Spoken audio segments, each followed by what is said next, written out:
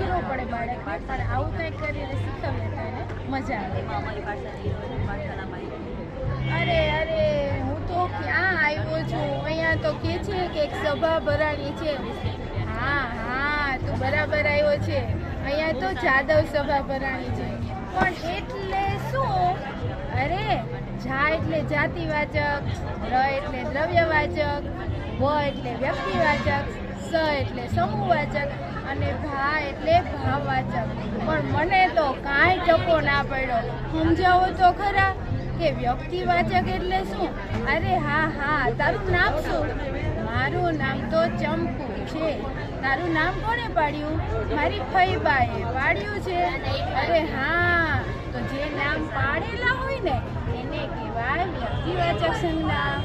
હવે તો કે જોઈએ, આપણે બધા જંગલના શું કહેવાય? પ્રાણીઓ. આપણે બધા તો પ્રાણી કહેવાય. તો આખી જાતિનો ઉલ્લેખ કરે છે, પ્રાણી જાતિનો, એટલે એ કહેવાય જાતિવાચક સંજ્ઞા. ચાલ બોલ, તને શું ભાવે? મને તો કેળું બહુ ભાવે હો. બીજું સફરજન ભાવે.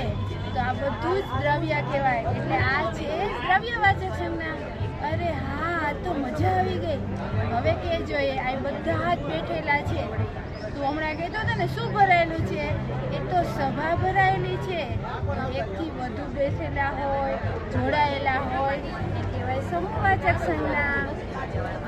અને હું તને મારું તો, અરે મને તો રડવું આવે. તો એ કહેવાય ભાવવાચક સંજ્ઞા. હવે તો હું રોજ ભણવા આવીશ. મને તો બહુ મજા આવી.